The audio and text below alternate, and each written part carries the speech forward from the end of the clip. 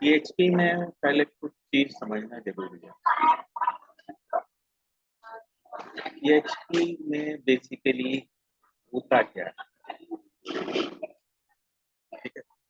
उसके लिए पहले ये समझना होगा कि दो तरह के पेज होते हैं, एक होते हैं स्टैटिक, एक होते हैं डायनेमिक। हेलो। हाँ, हाँ बोलिए। हाँ, आज ही चाहिए क्या? अच्छा, ठीक है, हम 7-8 बजे तक दे देंगे। एक्चुअल में हम ना वो अंशुमन वाला कुछ काम कर रहे थे, वो कंपनी वाला। हाँ, ठीक है। ठीक है, तो हम अभी लगेंगे तो ज्यादा नहीं लगेगा, और 7-8 बजे से पहले हम आपको स्क्रीन दे देंगे। ठीक।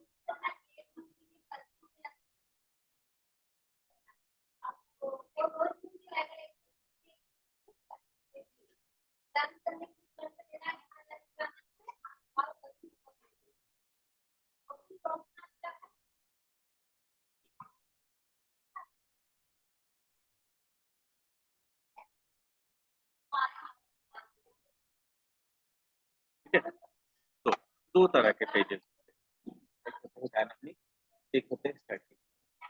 ठीक है। डायनेमिक पेजेस, स्टैटिक पेजेस में इस तरह के पेजेस होते हैं ना, इसमें कोई चेंजेस नहीं हो रहा है। जैसे समथिंग लाइक हम इन लोग का पेज अभी है fashioner.com। हेलो। हाँ बोलिए। नहीं नहीं, मत लगाइए। नहीं, अभी मत लगाइए। नहीं नहीं, मत कराइए, अभी पैसे दिक्कत है। नहीं, अभी मत कराइए। सस्ती का लगाएगा। डेल वायर से वाईफाई वाला। हाँ, डेल वायर वाला वो चलता है। वो सस्ती लगा रहा है। वो तो नहीं लगाना तो क्यों लगा रहा है? ये देख, ये है क्लाइंट साइड डायनेमिक। इसमें सिर्फ वेबसाइट है, ठीक है, और कंटेंट आ रहा है। इसमें कोई चेंजेस नहीं है, ठीक है। इवन जैसे समथिंग लाइक इसको हम गए यहाँ पे कुछ लिखे एडमिन, तो सब्सक्राइब में क्लिक करेंगे तो कुछ होना चाहिए, ठीक है, कि मतलब सब्सक्राइब प्रोसेस होना चाहिए, इंक्लूड होना चाहिए, ऐसा कुछ नहीं, ठीक है। तो क्या है कि लेकिन जो डायनेमिक पेजेस होंगे, जैसे कि हम लोग का ही पेज में यहाँ पे प्राइसिंग है, ये ना डेटाबेस से उठ के आ रहा है,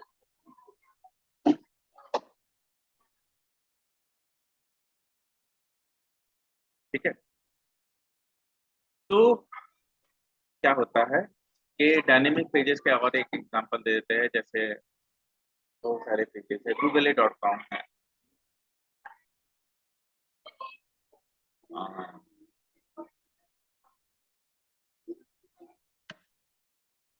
यहाँ पे हम कुछ लिखेंगे सर्च, ठीक है, व्हाट इज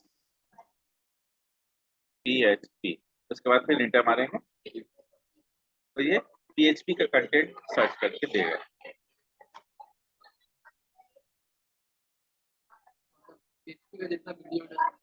जो भी मतलब जो भी रिलेटेड कंटेंट है उस कंटेंट को सर्च करके देगा, तो ये एक तरह का डायनेमिक जिसमें हाँ? नहीं, जिसमें रिस्पॉन्सिव होता है, मतलब हम जब इसको मतलब कुछ कंटेंट क्लिक करके प्रोसेस करेंगे तो पेज रिफ्रेश होगा, कुछ कंटेंट वो रिटर्न करेगा। काम मतलब वर्क करते रहा, हाँ वर्क हो रहा, हाँ वर्क होगा, उसमें कुछ इनपुट होगा, उसमें कुछ आउटपुट होगा, ठीक है, वो हो जाएगा डायनेमिक। तो डायनेमिक पेज काम किस तरह से करता है,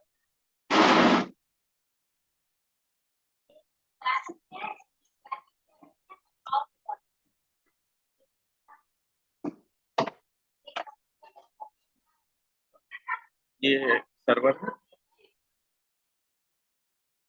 ये क्लाइंट है,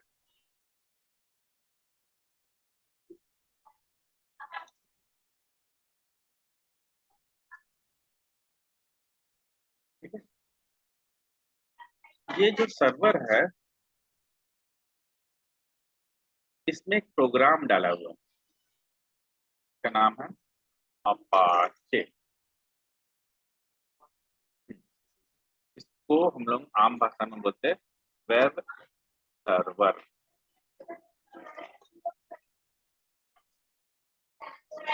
ठीक है, अगर आपका एक ही कंप्यूटर है तो वही सर्वर है, वही क्लाइंट। जैसे इस कंप्यूटर का अपना एक आईपी एड्रेस होगा। आईपी एड्रेस पता है मालूम है? इंटरनेट प्रोटोकॉल इसका एक एड्रेस होता है, जैसे समथिंग लाइक 192.168.1.1। ठीक है, तो अगर ये तीनों नेटवर्क में है तो हो सकता है कि लोकल नेटवर्क, तो लोकल नेटवर्क है तो इसका आईपी हो सकता है 192.168.1.2।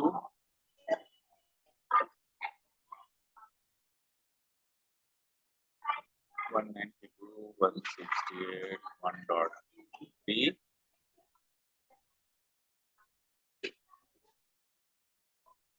192.168.1.4।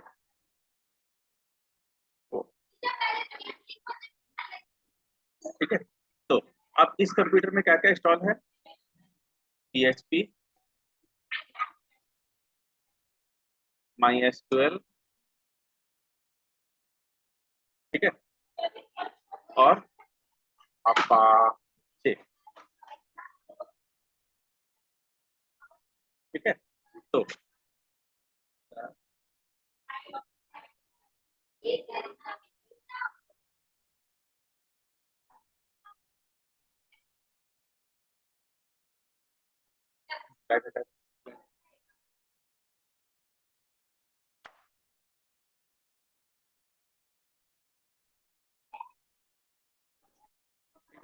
तो PHP है, MySQL है, अपाचे, ये तीन प्रोग्राम इसमें डाला हुआ है। तो नॉर्मली क्या होता है ना, एक XAMPP करके पैकेज आते हैं। बोला पैकेज इंस्टॉल करने से ये सब इंस्टॉल हो जाता है।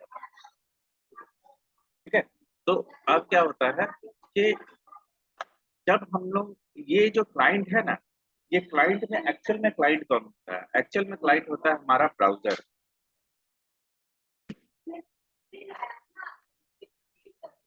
जैसे क्रोम,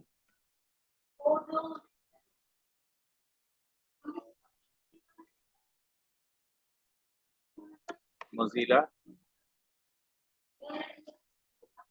ओपेरा,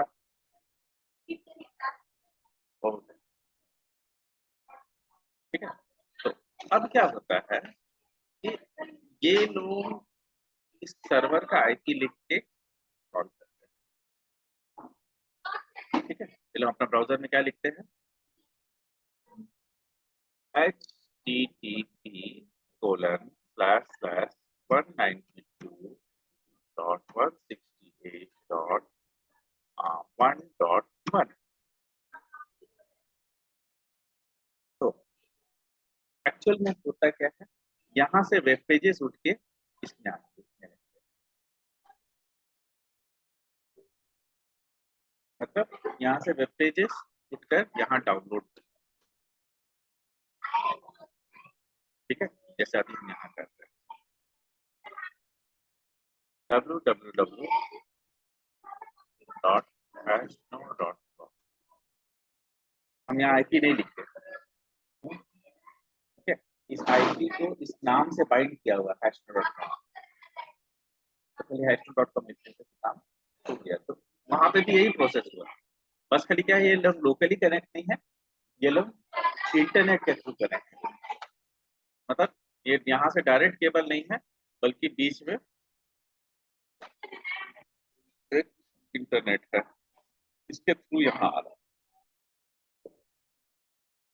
ठीक है, क्लियर? कंफ्यूजन? अब क्या होता है, आपका ब्राउजर जो है, जो कि क्रोम, मोजिला और ओपेरा है, वो सिर्फ एक ही लैंग्वेज अंडरस्टैंड करता है जिसका नाम है HTML।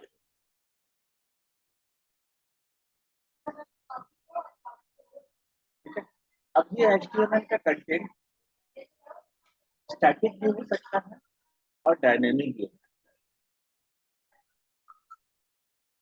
है।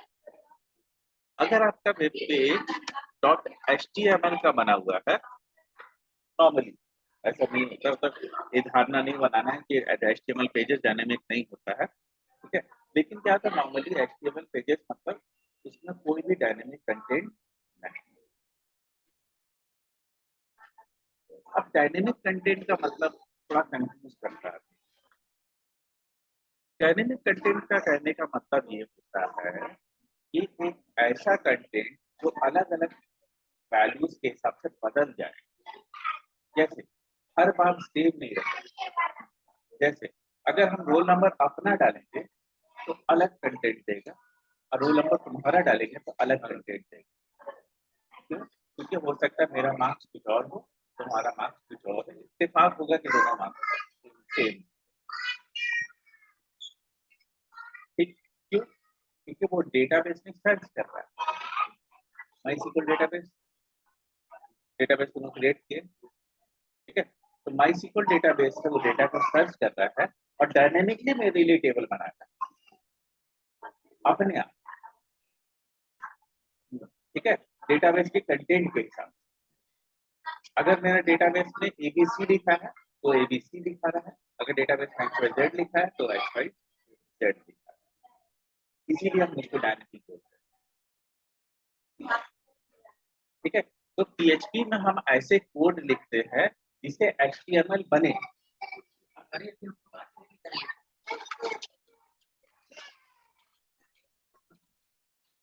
हेलो, कर पाएगा इसीलिए नहीं बोलता है। मैं अभी कोई और,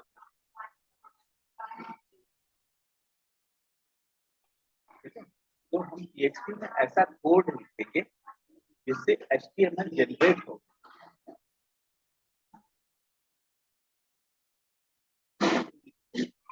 ठीक है। ताकि जब हम मतलब क्या बोलते हैं, जब हम उस पेज को ओपन करें तो ऑटोमेटिकली वो अपने कंटेंट के हिसाब से बदल जाता है। अगर आपका कंटेंट में आपका प्रोफाइल X है तो X प्रोफाइल के हिसाब से आउटपुट आए, अगर कंटेंट का प्रोफाइल Y है तो Y के प्रोफाइल से आउटपुट आए, ठीक है। तो अब क्या होता है, ये डेटाबेस का एक एग्जांपल है, लेकिन सबसे अप्रोप्रिएट एग्जांपल यही है कि डेटाबेस का कंटेंट जैसा रहेगा उस डेटाबेस के कंटेंट के हिसाब से आपका जो कंटेंट आउटपुट है वो बदल जाए। हो सकता है जैसे समथिंग लाइक एग्जांपल लेते हैं, आप एडमिन यूजर है, आप लोकल यूजर, तो आप लॉगिन करेंगे तो आपको अलग पेज दिखेगा, और ए लॉगिन करेगा तो अलग पेज दिखेगा। तो जैसे व्हाट्सएप में सर, जो भी है ना, मतलब व्हाट्सएप तो ऐप हो गया, ठीक है। हालांकि व्हाट्सएप भी जैसे एक तरह एडमिन है तो उसका अलग पेज दिखाता है, जो एडमिन रहता है जैसे व्हाट्सएप में एडमिन का अलग पेज दिखाता है,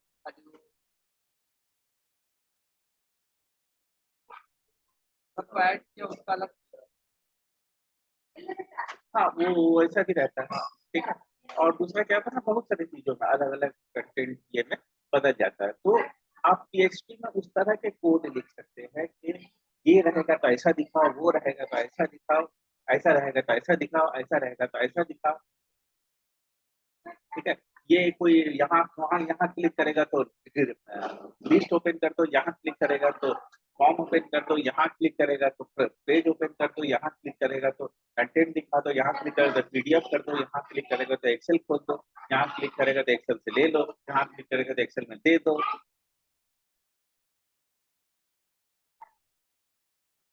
समझ रहे ना? तो इस तरह का चीजें होने लगती है, ठीक है। तो अब क्या होता है, लेकिन ये अल्टीमेटली होता क्या है, अल्टीमेटली HTML में ही प्रोसेस, आपका आउटपुट जो आएगा वो HTML में ही आएगा। क्यों? क्योंकि आपका ब्राउजर HTML भी पढ़ सकता है, ज्यादा से ज्यादा PDF वगैरह आ सकता है, ठीक है। जो PDF फाइल ओपन हो जाएगा देख पाएंगे, ठीक है। लेकिन क्या है, वो भी एक तरह से PHP के थ्रू डायनेमिकली जनरेट हुआ।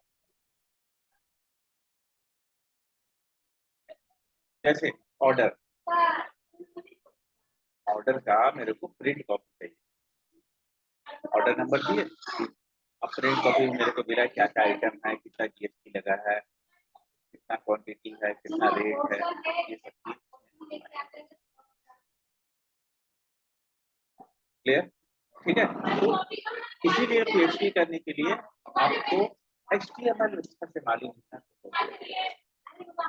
क्यों? क्योंकि वो एचटीएमएल के बीच में उस टैग को लगाएंगे, ठीक है, और हम लोग पीएचडी का कंटेंट, मतलब एक्चुअल में क्या होगा, जैसे तुमको 1 से लेकर 10 तक का टेबल बना, तो तुम 10 बार टीआरटीटी लिखे, उसके जगह पे लूप चलाएगा 1 से लेकर 100 तक का, तो 100 बार टीआरटीटी हमारे लिए अपने आप बना देगा। ठीक है, तो क्या होगा, वो डायनेमिक होगा। अगर हम 100 लिखेंगे तो 100 बार बनाएगा, 500 लिखेंगे तो 500 बार बना देगा। हम अब ठीक है, अभी इमेजिन करना थोड़ा मुश्किल हो रहा है, लेकिन जैसे हम उसको मतलब ये कर देंगे, मतलब पीएचपी का कोड दिखाएंगे बना बना के, तो समझ में आएगा कि हाँ ये चीज कैसे हो रहा है। ठीक है, अब क्या होता है, तो एक्चुअल में होता क्या है, जैसे अगर तुम एक वेब पेज लिखते हो तो यहाँ से एक वेब पेज का रिक्वेस्ट आता है। ठीक है, जैसे ये आईपी लिखे, तो ये आईपी लिखे तो इसके पीछे एक वेब पेज बाइंड जो डिफॉल्ट खुलेगा। जैसे हम आईपी के साथ पूरा फुल पाथ लिख रहे हैं,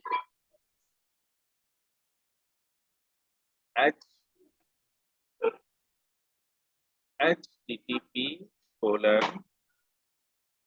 ठीक है 192.168.1.1 जैसे मेरा एप्लीकेशन का जो फोल्डर है उसका नाम है एबीसी।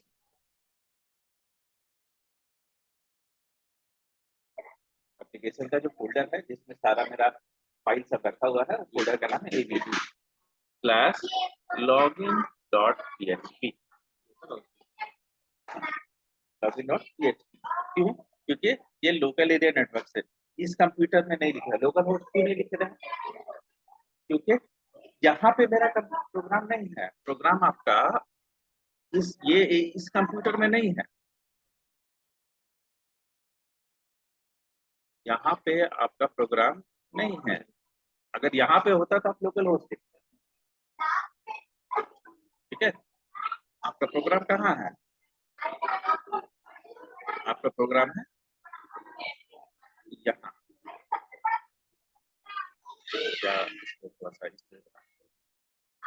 आपका प्रोग्राम है यहाँ। ठीक है, इसीलिए हम बोले थे कि जब लोकल बनाएंगे, जब आपका कंप्यूटर सर्वर और आपका कंप्यूटर क्लाइंट होगा, तब आप आईपी एड्रेस के जगह पे क्या लिखेंगे, लोकल। ठीक है, जैसे अगर मेरा प्रोग्राम यहीं पे होता और यहीं पे चेक कर रहे होते तब हम लिखते लोकल। ठीक है, इस आईपी एड्रेस की जगह पे मेरा आईपी क्या हो जाता ये http://localhost://login.php।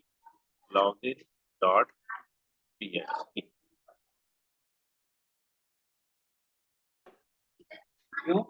क्योंकि मेरा प्रोग्राम यहीं पर है और हम चला भी रहे हैं यहीं से। प्रोग्राम यहीं पर है मतलब क्या है, इसमें पूरा चीज डाला हुआ है, PHP, MySQL, सब चीज इसी में। जैसे जिस कंप्यूटर में तुम प्रैक्टिस कर रहे हो उस कंप्यूटर में तुम लोग लोकल होस्ट, अभी हम लोग प्रैक्टिस यहाँ पे जब प्रोग्राम सब चलाएंगे तो सब लोकल होस्ट पे चलाएंगे, और हम दिखाएंगे कि आईपी एड्रेस कैसे निकालते हैं और आईपी एड्रेस पे भी कैसे चलाते हैं। क्लियर? ठीक है, समझ में आया? ठीक है, तो अब क्या हुआ कि जब तुम ये लिखे login.php, तो यहाँ से एक रिक्वेस्ट सर्वर तक गया ऐसे। अब इस रिक्वेस्ट को कौन पकड़ेगा? ठीक है, इस रिक्वेस्ट को पकड़ेगा आपका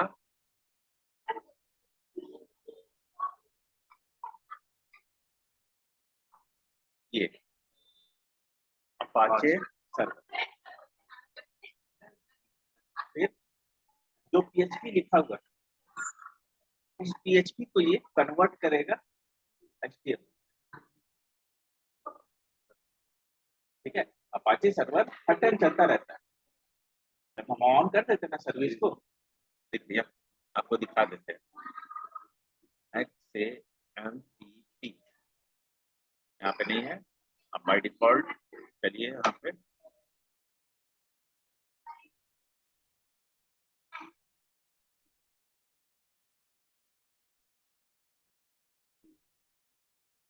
मेरा सेट डी ड्राइव में डाला हुआ है। डी ड्राइव यहाँ पे देखिए कंट्रोल पैनल में हम जाएंगे, रन एज एडमिनिस्ट्रेटर।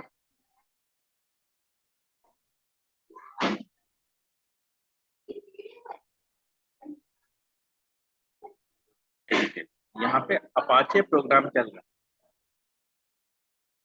है, ऑन है, ग्रीन है।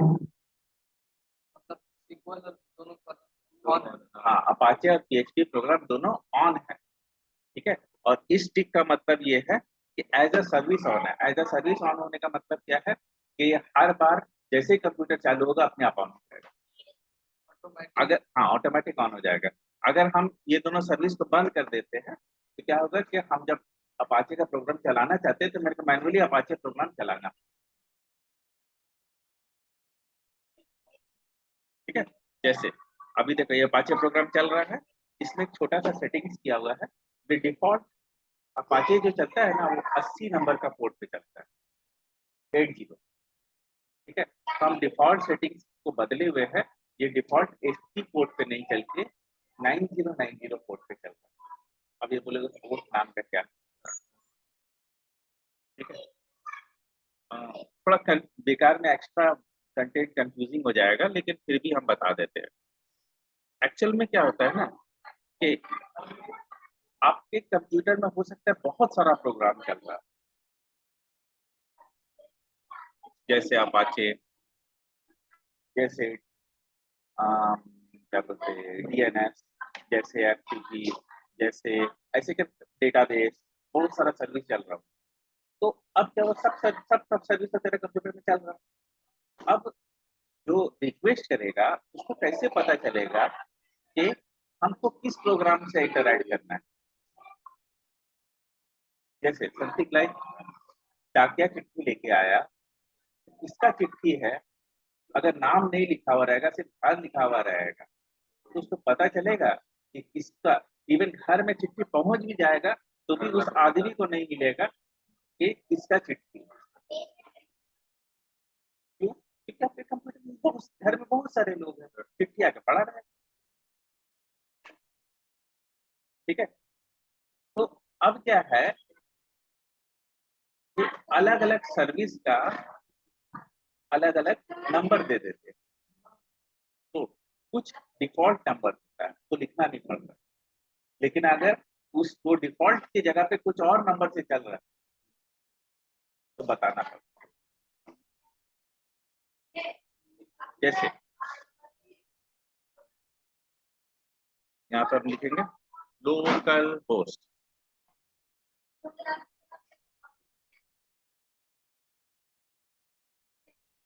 लोकल होस्ट पे यहाँ पे कुछ रजिस्टर तो नहीं चला, लेकिन जैसे हम बोले लोकल होस्ट कोलन 9090, तो ये अपाचे का डिफॉल्ट प्रोग्राम चला दे। अपाचे का ये डिफॉल्ट प्रोग्राम नहीं है, ये XMPP का डिफॉल्ट प्रोग्राम। ठीक है, अपाचे का प्रोग्राम को थोड़ा सा मॉडिफाई किया हुआ है। ठीक है, ये बता रहा है कि XMPP होने का मतलब आपके पास अपाचे, MariaDB मतलब MySQL, PHP और पर्ल है।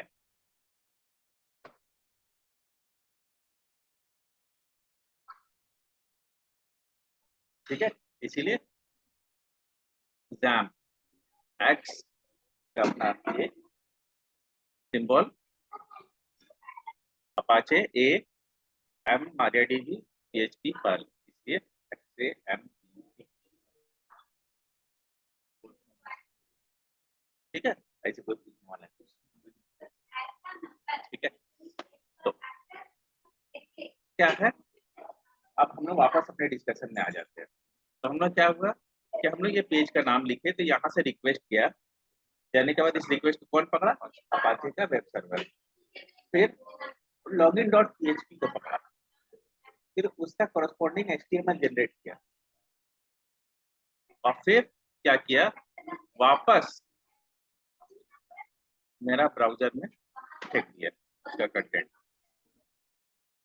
उसका जो कॉरेस्पॉन्डिंग जो HTML हुआ उसको उठाकर वापस फेंक दिया। अब क्या होता है, आप लोग जानते हैं, खाली HTML नहीं आता है, अगर उसके साथ अगर वेब पेज इमेज अटैच है, उसके साथ अगर कोई साउंड अटैच है, उसके साथ कोई स्क्रिप्ट अटैच है, उसके साथ कोई एक्स्ट्रा फाइल अटैच है, तो वो सब डाउनलोड होगा, तो वो सब एक साथ कंटेंट वापस से, जैसे jQuery का फाइल यहाँ से उठ के यहाँ आएगा हर बार।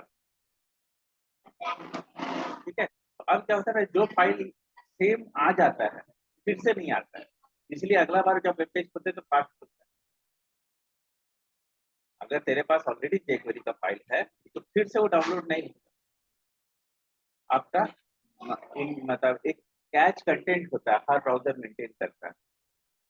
ठीक है, टेम्पोररी लोकेशन जहाँ पे वो मतलब वेबसाइट के कंटेंट को उठा के मंगवा लेता है, और टेम्पोररी रखता है, जिससे क्या होता है कि हर बार सब चीज लोड नहीं करना पड़ता। लेकिन फिर भी क्या होता है कि आपका ट्रैफिक तो बनता ही है, क्योंकि हर बार जब भी आप कुछ पेज रिक्वेस्ट करिएगा सर्वर को, तो फिर यहाँ से रिक्वेस्ट यहाँ तक जाएगा, अपाचे इसको पकड़ेगा, फिर प्रोसेस करेगा, फिर रिटर्न करेगा। ठीक है, तो ये चलता ही रहता है साइकिल।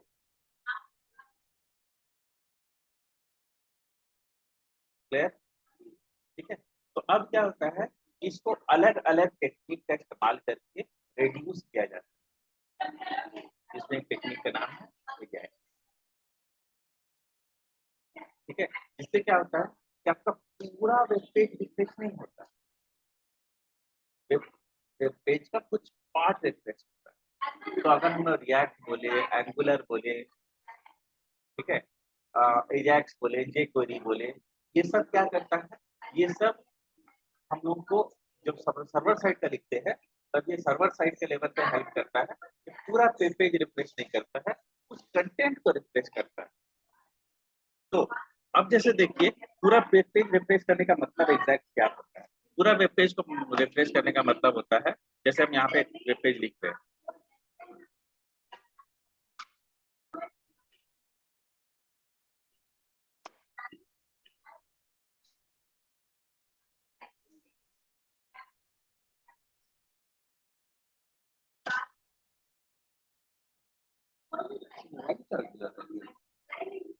नहीं पूरा हुआ हो जाएगा, हो जाएगा, हो जाएगा।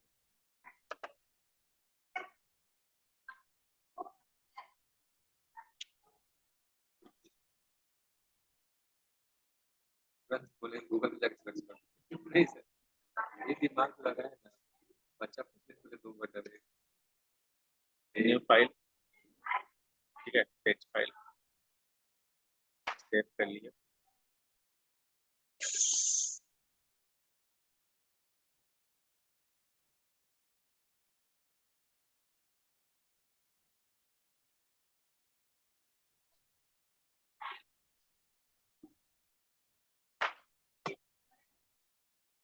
ये हो गया एकदम सिंपल सा HTML। ठीक है, अब क्या होता है, आपका वेब पेज खाली इतना तो HTML होता नहीं है, छोटा मोटा वेबसाइट पे भी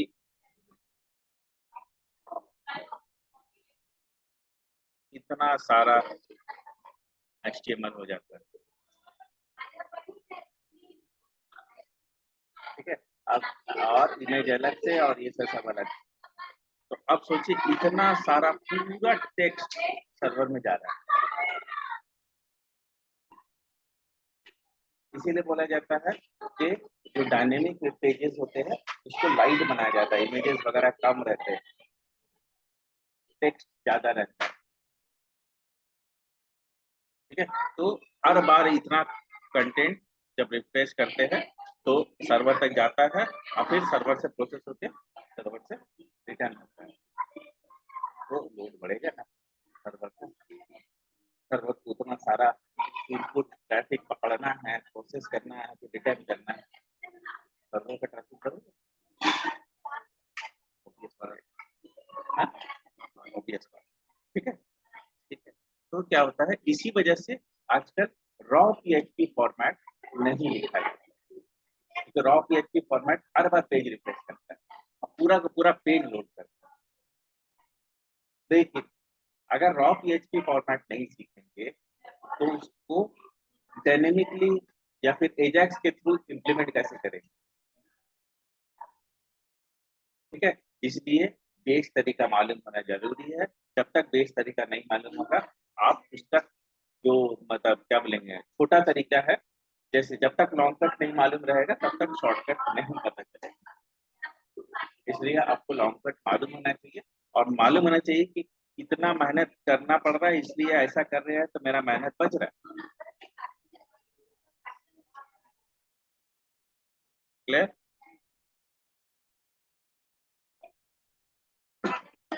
तो फाइनली इस डायग्राम का कुछ कंटेंट समझ में आया? नहीं हो, ठीक है।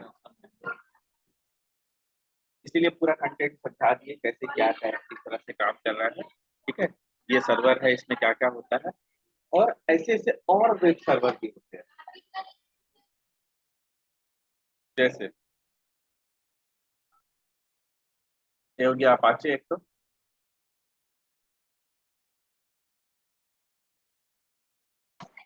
ऐसे हो गया IIS, ये इंटरनेट .NET प्रोग्राम्स के लिए यूज होता है, इसको बोलते हैं इंटरनेट इंफॉर्मेशन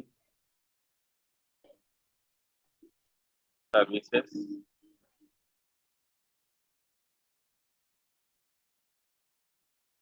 ठीक है, इसी तरह से जावा प्रोग्राम चलाने के लिए टॉमकैट। ठीक है, लेकिन बेसिकली ये भी अपाचे ही इस्तेमाल करते हैं। और Node.js सर्वर आता है, फिर क्या बोलते हैं Node.js का सर्वर हो गया, ऐसे और भी बहुत सारे सर्वर अलग अलग आते हैं, लेकिन मेनली जो मार्केट में सबसे ज्यादा पॉपुलर है वो अपाचे और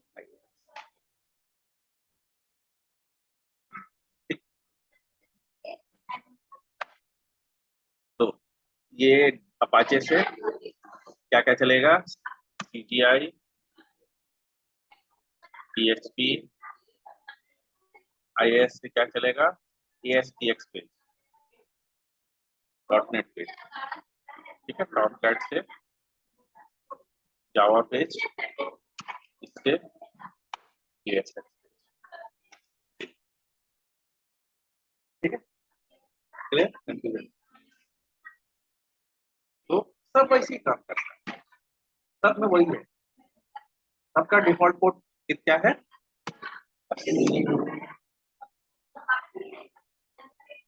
ठीक है, सब 80 पोर्ट पे ही काम कर रहे हैं। अगर उसका डिफॉल्ट पोर्ट चेंज कर रहे हैं तो IP के साथ कोलन देके आपको पोर्ट नंबर भी लिखना पड़ेगा। अगर डिफॉल्ट पोर्ट नहीं चेंज कर रहे हैं तो अपना सिर्फ IP लिख देने से काम। अब PHP स्टार्ट करते हैं। ठीक है, कैसे पहला प्रोग्राम लिखा जाता है, कहाँ लिखा जाता है, कहाँ सेव किया जाता है और कैसे रखते हैं। हाँ? सर्वर में भेजने का बहुत सारे तरीके हैं। सबसे कॉमन तरीका है FTP, फाइल ट्रांसफर प्रोटोकॉल। ठीक है, और जैसे वेबसाइट वगैरह में काम करते हैं ना, तो वेबसाइट में हम लोग को एक तो पैनल देता है जिसका नाम है सी पैनल। ठीक है, तो उसके थ्रू अपलोड कर सकते हैं। ठीक है, या एसटीपी कर सकते हैं या एफटीपी कर सकते हैं। फाइल ट्रांसफर करने का जो तरीका अवेलेबल है मार्केट में वो सब इस्तेमाल किया है। इसके थ्रू हम डायरेक्ट यहाँ से कंटेंट वेब में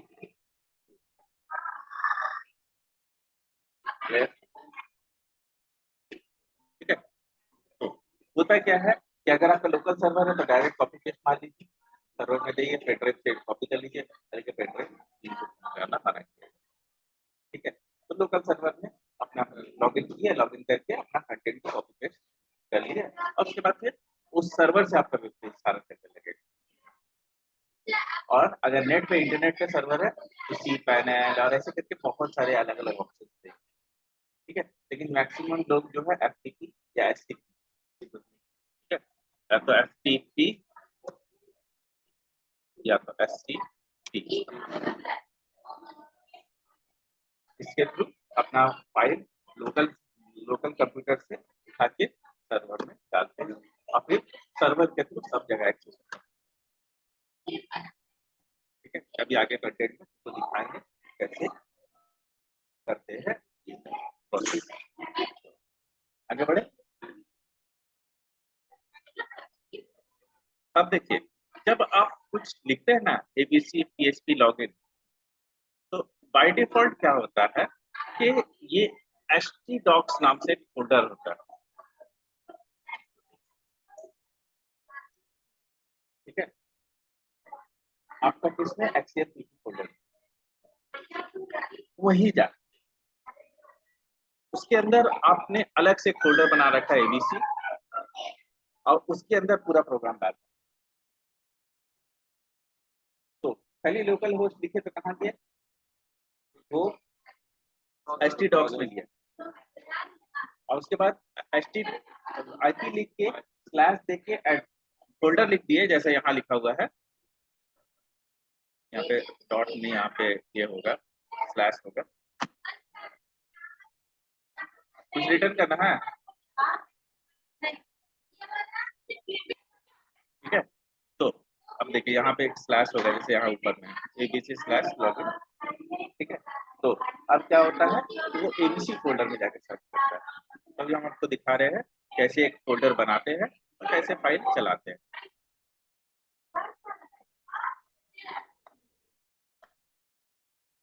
ये देखिए, ये है XMPP का डिफॉल्ट फोल्डर जहाँ पे XMPP इंस्टॉल हुआ है और सर्विस चल रहा है। ये देखिए, यहाँ पे आपका htdocs करके फोल्डर,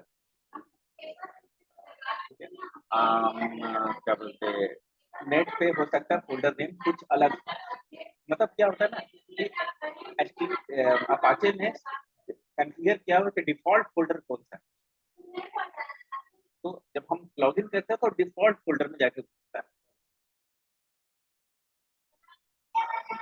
समझ रहे ना, तो डिफॉल्ट फोल्डर में पूछता है, तो जो डिफॉल्ट फोल्डर कॉन्फ़िगर रहता है वो उसी हिसाब से चल लेता है। ठीक है, तो इसमें क्या हुआ, डिफॉल्ट फोल्डर क्या है, डी ड्राइव डी कोलन, यहाँ पे डिफॉल्ट फोल्डर है D colon XAM PP slash, अब ये एक तो हम लोग अपना फोल्डर बनाएंगे एबीसी नाम से। ठीक है, और उसके बाद फिर सारा फाइल उसमें डालेंगे, जो भी फाइल है उसमें सेव करेंगे। तो फिर कैसे करेंगे, तो अभी यहाँ पे डिफॉल्ट फोल्डर हो गया, ओ सॉरी XMPP नहीं है, XMPP के अंदर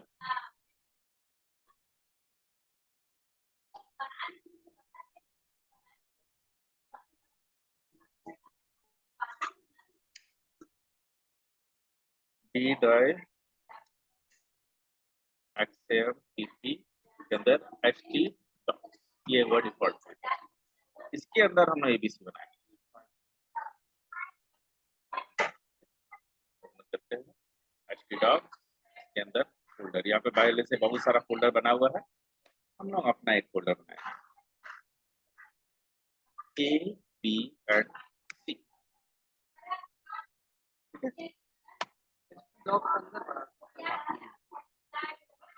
अलग अलग से हम नहीं चाहेंगे ना दूसरा का एप्लीकेशन डिस्टर्ब हो, अपना बनाना है ना, हम अभी अपना प्रोजेक्ट बनाया जैसे तो अलग बनाना ही होगा। अलग बनाना है ना, हम फिर दूसरा का प्रोजेक्ट डिस्टर्ब करेंगे तो गड़बड़ा जाएगा ना। हाँ, हम लोग खुद गड़बड़ा देंगे अपना प्रोग्राम, तो गड़बड़ाएंगे, दूसरा का प्रोग्राम गड़बड़ा देंगे। ठीक है, बन गया। अब हम लोग खोलते हैं VS कोड, नेटबीन्स, कुछ भी खोलिए तो ना प्रोग्राम बन जाएगा। तो यहाँ पे फाइल में जाएंगे, न्यू टेक्स्ट फाइल या न्यू फाइल,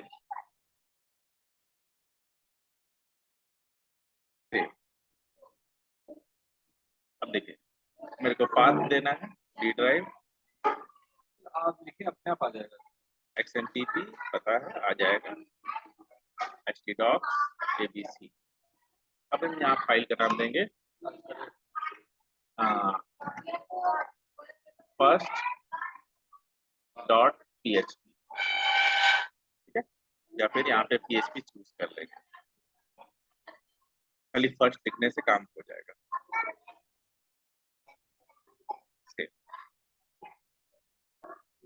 ठीक है, पाथ भी यहाँ पे दिख रहा है।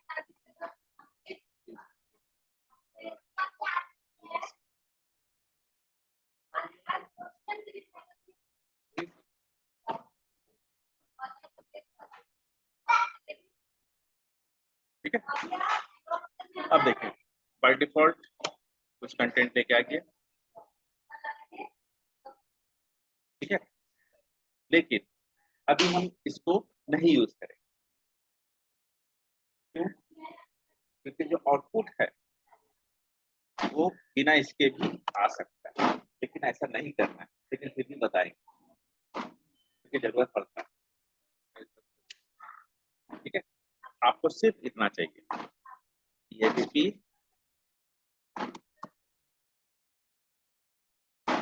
अब इसके अंदर जो भी लिखेंगे वो चीज कंपाइल कौन करेगा, PHP, और फिर उसका HTML कॉरस्पॉन्डिंग HTML जनरेट करेगा। तो हम लिखेंगे इसमें कुछ और आउटपुट आएगा कुछ और। ठीक है, देखिए अभी आप लिख रहे हैं यहाँ पे कुछ भी लिखने के लिए एको, ECHO, लिखेंगे एको हेलो इंडिया। ठीक है, अब इसको रन करते हैं। रन करने के लिए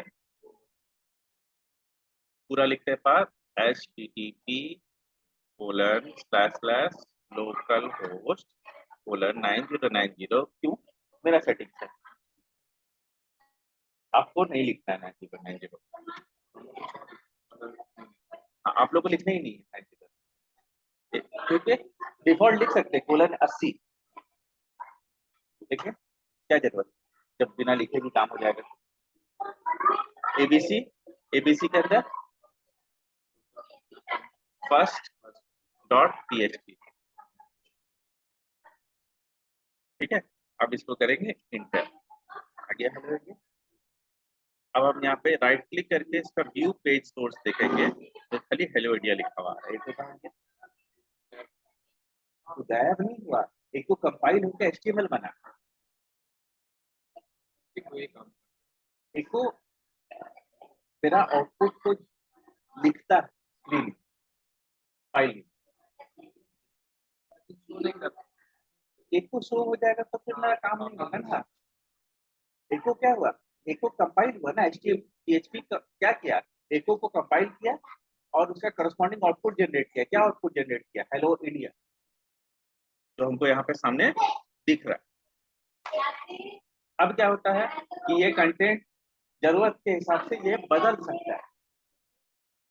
जैसे हम यहाँ पे एक छोटा सा इफ लिख रहे हैं, ठीक है, हालांकि इफ लिखना अभी ज्यादा हो जाएगा लेकिन फिर भी लिख रहे हैं ताकि सही में समझ में आए कि कैसे कॉरस्पॉन्डिंग आउटपुट बदलता है।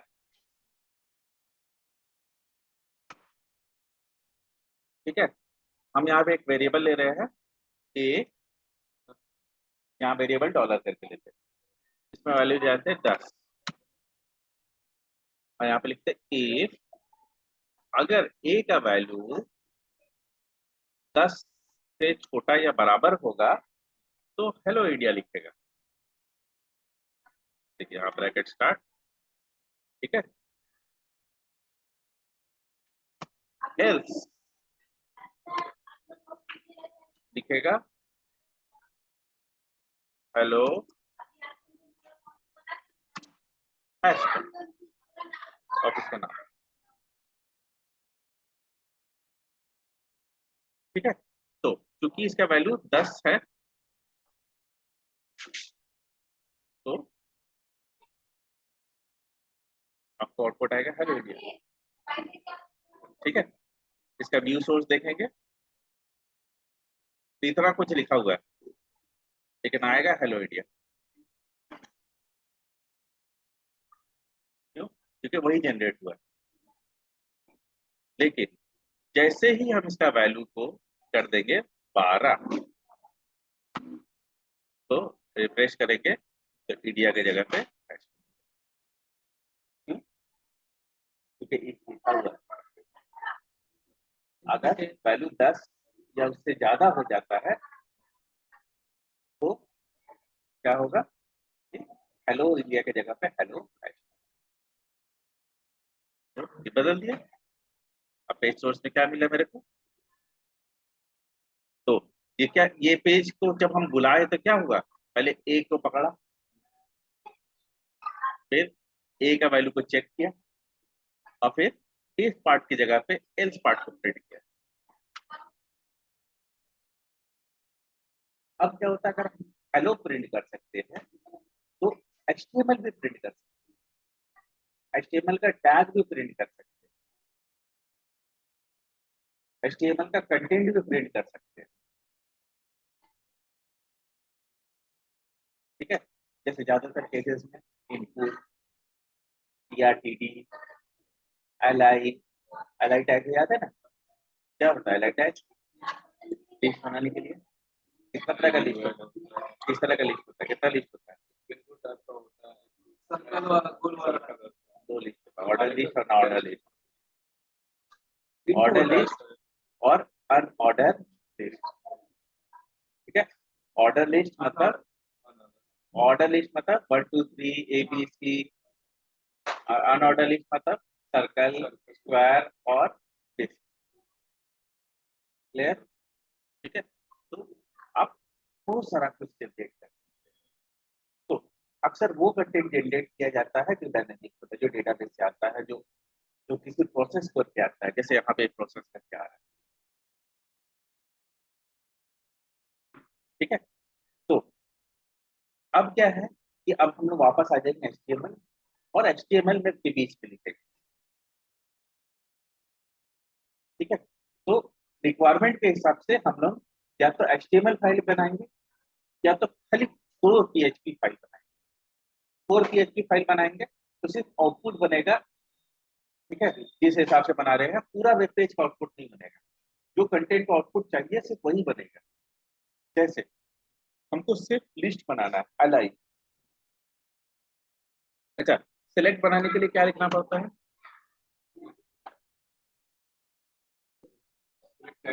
सेलेक्ट टैग बनाने के लिए क्या लिखना पड़ता है? ये लिखना पड़ता है सेलेक्ट, फिर यहाँ पे ऑप्शन 1। हाँ,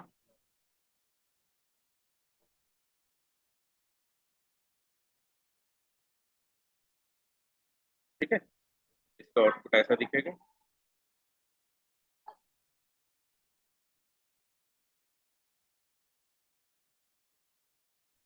है ना? ठीक है, तो अब क्या है कि सिलेक्ट पहले से बना हुआ है, हमको सिर्फ ऑप्शन जनरेट करना। तो हम क्या लिखेंगे पीएचपी में? लूप चलाएंगे। ठीक है, लूप बाद में अलग से हम लोग करेंगे, अभी सिर्फ दिखाने के लिए कर रहे हैं।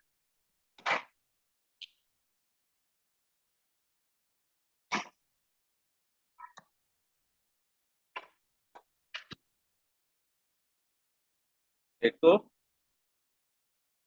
ठीक है, ऑप्शन। ठीक है, दो टेक्स्ट को जोड़ने के लिए इसमें डॉट होता है।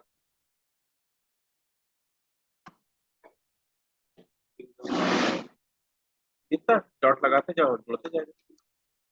और यहाँ पे बीच में क्या हो जाएगा, $i। अब ये कहानी क्या करेगा, ऑप्शन 1, ऑप्शन 2, ऑप्शन 3, ठीक है। फॉर लूप का वैल्यू क्या होगा, 1 से लेके 100 तक जाएगा, 100 तक जाएगा। कमेंट करने के लिए ये वाला। अब देखिए, यहाँ पे रिफ्रेश करेंगे तो क्या होगा, यहाँ पे ऑप्शन आ रहा है, लेकिन ये काम नहीं करेगा। क्यों, क्योंकि सेलेक्ट नहीं। लेकिन किसी और सेलेक्ट को इसका जरूरत है। कैसे, इस PHP के ऊपर आप क्या करेंगे, लिख देंगे सेलेक्ट, और इस PHP के नीचे लिख देंगे सेलेक्ट। और इसका ऑप्शन कैसे जनरेट हो रहा है, PHP। और सेलेक्ट कैसे जनरेट हो रहा है, HTML। समझ में आ रहा है, सेलेक्ट हुआ HTML से और ऑप्शन जनरेट हो रहा है PHP से। अब देखिए, अब इसका लुक बदल जाएगा।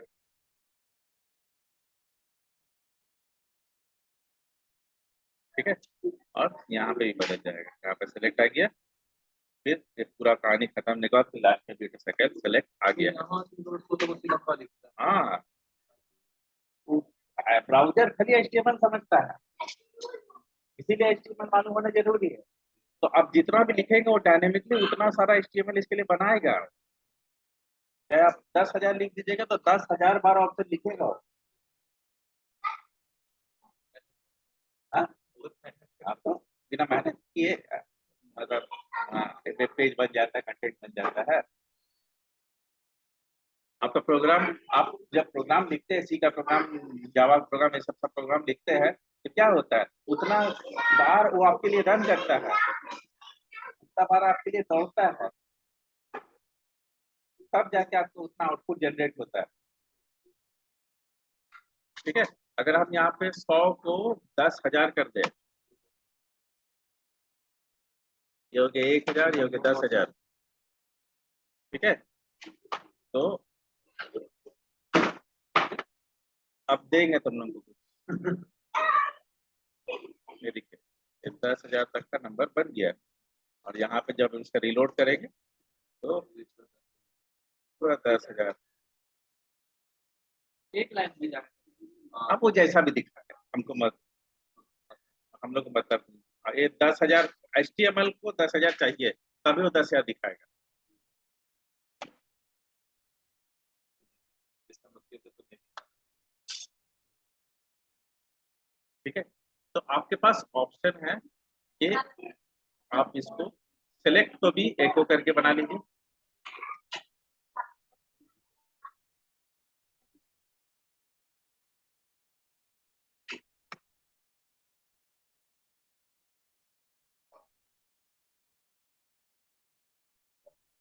हटा देते हैं। इसको HTML का काम देखिए, एको आउटपुट जनरेट करता है। अब आउटपुट हम HTML जनरेट करना चाहते हैं कि कुछ और जनरेट करना, तो मेरा मतलब वो क्या करेगा, एक HTML कंटेंट को जनरेट करेगा। अगर हम HTML कंटेंट लेंगे, दिस इज लॉजिक, तो दिस इज लॉजिक लिखेंगे।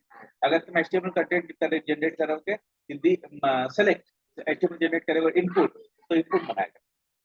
तो जो तुम बोलोगे वो कंटेंट वो उस हिसाब से अपना कॉरेस्पॉन्डिंग बनाएगा। लेकिन क्योंकि ब्राउजर HTML भी पढ़ सकता है और समझ सकता है, तो हम लोग HTML का ही कंटेंट जनरेट करेंगे।